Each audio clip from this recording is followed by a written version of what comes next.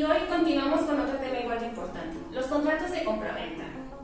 Los contratos están en todas partes, cuando compramos un auto, una casa, un departamento, algún terreno. Pero ¿sabemos realmente qué los hace válidos y qué los invalida? Para responder estas preguntas, de nuevo nos acompaña la maestra Mariana Vargas, especialista en Derecho Civil Notarial, con 9 años de experiencia en el área. Bienvenida de nuevo, maestra. Muchas gracias por la invitación nuevamente. Maestra, ¿podría explicarnos de manera sencilla qué es un contrato de compraventa y cuál es su importancia? Es como el contrato que se nos viene a la mente, ¿no? Cuando hablamos de contratos es como el primordial, siempre se nos viene a la mente, contrato de compraventa. Este es uno de los contratos, los principales establecidos en el Código Civil para el Estado de Guanajuato, que principalmente es bilateral. ¿Qué quiere decir esto? Que implica dos voluntades, dos o más, la mayoría, dos o más, pero casi siempre son dos voluntades, y en este caso hay una condición de dar o de hacer, que es, por ejemplo, en el contrato de compraventa de un inmueble, ¿no? Sí. Una parte tiene la obligación de dar el inmueble, pero la otra parte tiene la obligación de entregar un dinero cierto y en cantidad líquida a la parte que va a entregar el inmueble. Entonces ambas partes van a tener un beneficio, una parte Sí. que sea un dinero y la otra en un bien. Exactamente, existe esta corresponsabilidad. ¿Qué necesito para hacer un contrato, bueno, para que sea válido conforme al Código Civil del Estado de Guanajuato? Dependiendo, porque podemos hablar de bienes inmuebles y de bienes muebles. Cuando hablamos de un bien inmueble, un contrato de compraventa de bien inmueble, la ley nos especifica que tiene que ser en escritura pública, que es la forma para que se perfeccione. Si bien sí existen los contratos de compraventa privados, ratificados ante notario, o simples, que no lo recomiendo mucho porque no tienen pues esta seguridad, ¿no? Infalible como si lo tendría un contrato ratificado ante notario como el público, para en dado caso de que compren un inmueble a plazos, por ejemplo, en pagos. Pero la mayoría sí es que se tiene que hacer en la escritura pública, ya sea que al final del contrato privado termines de pagar y ahora sí se perfeccione ya el contrato de compraventa, y ahora sí esté protocolizado en la escritura pública, y principalmente eso es como lo que tiene mayor peso en un contrato de compraventa de un inmueble. Y también la identificación del inmueble, el precio de operación, la descripción del inmueble, muy importante, su localización, y pues que chequemos que no tenga gravamen. Eso es muy importante. ¿A qué se refiere? Por ejemplo, un gravamen es como una carga que tiene el inmueble. Supongamos que tiene un embargo y nosotros no sabemos qué tal si tiene un usufructo. Nosotros estamos comprando una casa y resulta que tiene un usufructo de vitalicio y una persona ya está ahí adentro y no, o sea, pues sí podemos comprar el inmueble, porque sí podemos, Pero no podemos usar. exacto. Tenemos la... Y si están de acuerdo con eso, está increíble. Pero y si no lo saben y ya se dan cuenta hasta que... Pero eso también, el que está vendiendo el inmueble también tendría que ponerlo por escrito, ¿no? De que tiene usufructo la propiedad. Sí. Porque si no se puede anular el contrato de compraventa. Sí, por supuesto, y existe esto llamado evicción, ¿no? Ujú. Que es cuando la persona que vende un inmueble tiene que responder en dado caso de que alguien reclame de que ese inmueble tiene un problema o simplemente no es o sea, o reclama un mejor, ¿cómo decirlo? Como una mejor propiedad que tiene. llega con unas escrituras que sí son reales y las otras eran falsas o algo así. Entonces hay que hacer responsable a la persona que vendió, porque se supone que el comprador siempre tiene la buena fe, ¿no? Y si le están entregando algo, que no tiene cargas, que es de la persona que se ostenta como dueño. Pero sí sucede que pues no es así luego. Entonces siempre se supone que el notario, por eso ese es como uno de los principales obligaciones del notario, ¿no? Verificar que el inmueble no tenga cargas, que esté bien en el registro público y también en el predial, y también en cuestiones de los servicios, en dado caso de que sea una casa. ¿Por qué? Porque así como es, así, de hecho hay una cláusula especial que se pone en una escritura en donde dice, así como está el inmueble, pasa a manos del comprador con todos sus usos, costumbres, servidumbres y todo lo que implica el inmueble. Entonces ahí también se declara de que pues se supone que dice el vendedor que no tiene ninguna carga, ningún gravamen y ninguna deuda. Pero sí hay que corroborar esa información. Sí, justo sí.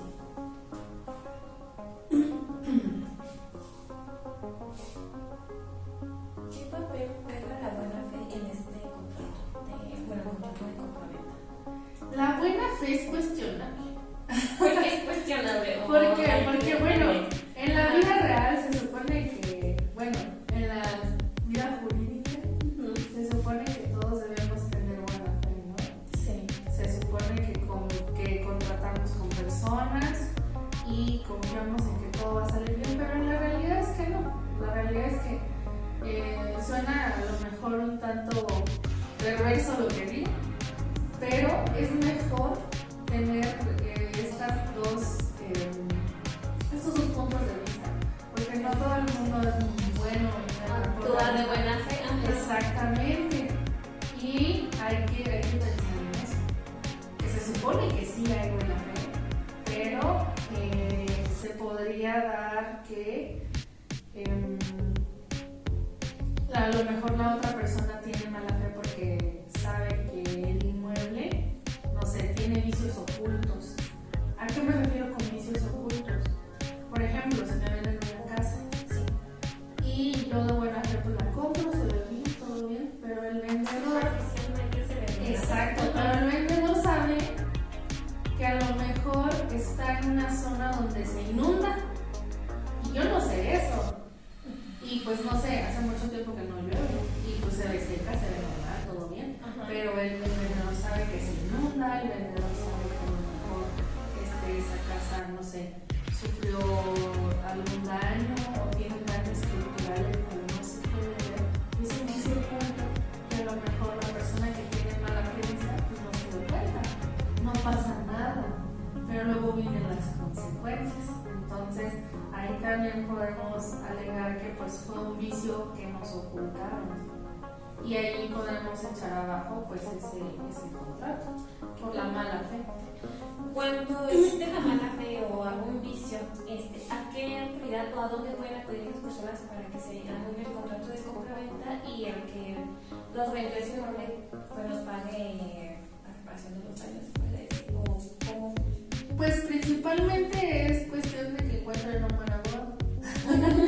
Sí, realmente, siempre un buen abogado, y el buen abogado pues, va a demandar, ya sea que les paguen los daños que sufrió su inmueble o que de plano se rescinda el contrato y les devuelvan el dinero, o una de dos. Sí, pero sí depende mucho el caso particular. Cada caso pues, tiene sus particularidades, cómo se escrituró, en qué términos, qué tal si en la escritura sí decía que tenía daño estructural y como no pusieron atención, pues nadie se dio cuenta. Sí, porque a veces cuando se hace el contrato de compraventa también es entre familias, porque nomás firman y ya. Y confiamos en la otra persona, en el familiar, y claro, pues no le vendió la casa bien, ¿cómo me va a vender algo que no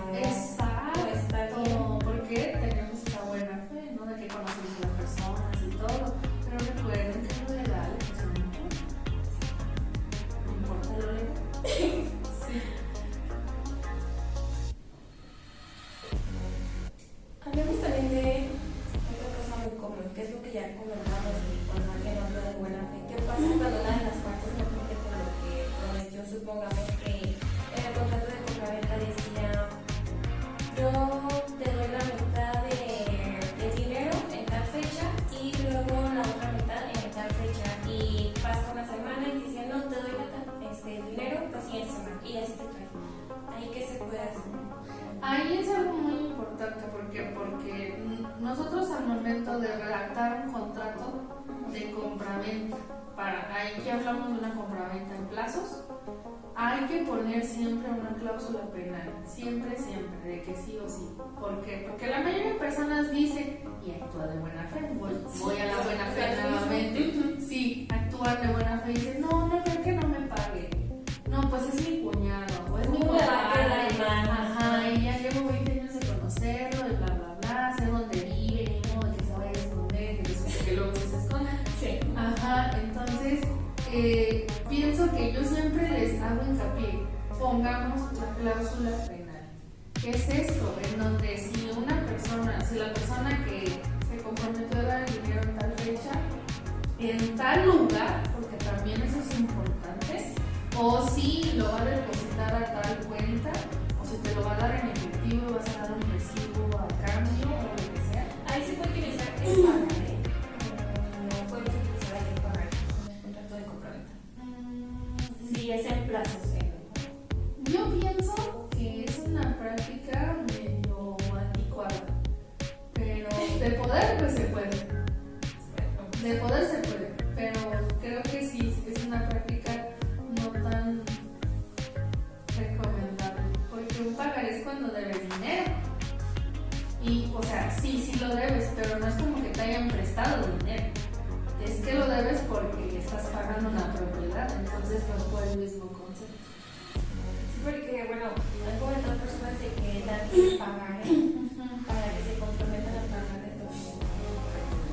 Sí, Entonces, pero no o sea, es recomendable que. pues sí, yo no lo recomiendo porque, o sea, estás reclamando como si tú hubieses prestado ese dinero y la realidad es que no lo prestaste, o sea, te lo deben por una propiedad, más bien. Entonces ahí sí hay que ser muy meticulosos a la hora de la redacción de un contrato, de cuánto se va a dar al inicio, en qué, incluso especificar el día de la semana que se va a dar el dinero, o sea, qué día cae, El martes 5 de febrero. exactamente, En San Miguel de Allende. ajá, Se estipula de que una de las partes te va a dar el dinero. lo va a entregar en efectivo y luego se le va a dar un recibo y así, o si no, o lo va a depositar en tal cuenta y pues guardar también un comprobante y todo eso, llevar un control y principalmente eso, porque yo pienso que siempre hay que ser muy, muy específicos, aunque digan, no, es que, o sea, son 5 hojas, ¿qué tiene que ser 5 hojas? O sea, no pasa nada, entre más específico sea. ¿Por qué? Porque uno a lo mejor dice, no, pues no creo que pase eso. Y aparte dice la ley que se toma lo literal del documento. O sea, Ah. literal lo que dice el documento es lo que se va a tomar. Exactamente, entonces por eso es muy bueno poner la cláusula penal, en dado caso que la persona, no sé, se pase una semana. Yo sí soy de las personas que dicen, si pasa un día, son 200 pesos por día. Y después de una semana aumenta. Entonces ponerle un interés sobre esa cláusula. Sí, claro. Poner un interés por cada semana o mes que se vaya. Dependiendo, obviamente, porque también está esta situación de los contratos leoninos, ¿no? ¿Los contratos qué? Leoninos, que les llaman, que son como que solo una parte es más beneficiada que la otra. También hay que ser, o sea, justos. Ajá. Sí, si también no se quieran pasar con sus cláusulas ahí de que no, quedamos a las 5, son las 5:1, o sea, tampoco. Sí, no. ¿Por qué? Porque también caemos en eso, ¿no? En la usura, en abusar de ponerle interés sobre interés sobre interés. Y eso también puede hacer que sea inválido el contrato de compraventa. Si una de las partes se aprovecha más de la otra. Exactamente, sí, porque claramente se puede ver que pues se aprovecharon, ¿no? Incluso de si la persona sabe leer, si no sabe leer, de también de la desesperanza que pueda llegar a tener, o no sé, esta parte de que a lo mejor no tenga muchos bienes y es su único bien y dice, no, pues esto lo voy a vender porque realmente me urge, ¿no? Sí, o sea, estoy en un aprieto, pues también el aprovecharse y decir, no, pues te doy esto si quieres, ¿no? También eso está mal. También pudiera ser un motivo por el cual un contrato se pudiera rescindir, ¿no? Porque la otra persona se aprovechó de la situación. Vulnerabilidad de la otra. Ajá, sí, pero pues también hay que comprobar todo eso, ¿no? Sí. Entonces, todo contrato genera una responsabilidad, pero en este caso el contrato de compraventa. Sí, exactamente. Incluso el contrato de donación, porque decían, ¿no? Que es un contrato gratuito. Sí es un contrato gratuito porque solo una persona se viene beneficiando, ¿no? Que es el donatario, el que recibe el bien. Pero sí tienen responsabilidades ambos. Entonces es un contrato bilateral, no unilateral. Se supone que es unilateral porque solo uno tiene voluntad, pero si vemos que se tiene que aceptar la donación, entonces ya hay dos voluntades. ¿Por qué? Porque una persona es la que está dando y la otra lo está recibiendo, o sea, tiene que aceptar. Si decide aceptar la propiedad con deudas o cosas así. Ajá. Maestro, para cerrar este segundo episodio, ¿qué consejo le daría a quienes suelen firmar contratos de compraventa, sin leerlos o sin alguna asesoría?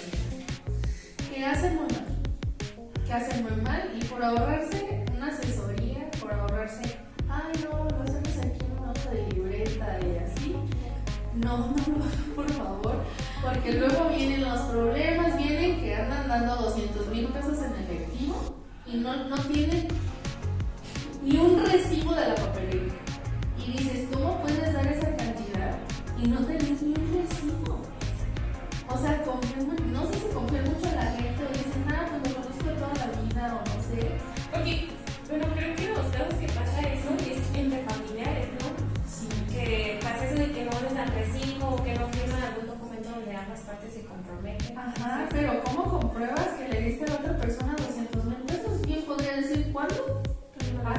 Compruébame que yo te quiero. Exactamente, y luego si no hubo testigos menos. Entonces, yo sí los invito antes de que compran, vendan o quieran donar, sí acérquense, ya sea un notario o un abogado. ¿Por qué? Porque son muchas las cosas que se tienen que checar. Mucho el detalle que se tiene que tener para que los contratos sean válidos y todo, porque, o sea, no estamos hablando de 5 pesos, estamos hablando de un inmueble, de un bien inmueble. Entonces, sí, mejor sí acérquense a un abogado y él les despejará todas sus dudas. Sí, Para que todos un abogado especializado. Aclarando. Sí. Excelente consejo, maestro. Agradecemos mucho que nuevamente nos haya acompañado y compartido su experiencia. No, pues al contrario, gracias por considerarme para estas charlas muy interesantes sobre temas que ocupamos mucho, siempre, todos, realmente. Y de verdad, porque sí son temas muy importantes que eso lleva a que haya conflictos entre la familia. Sí, luego ya se andan dejando de hablar, en el mejor de los casos, ¿verdad? Porque es sabido que hasta desaparecen familiares. Se pelean, o sea, sí, todo mal. Y a nuestros oyentes recuerden, los contratos no son simples papeles, son compromisos legales que dan seguridad a nuestras relaciones civiles y económicas. Me despido, yo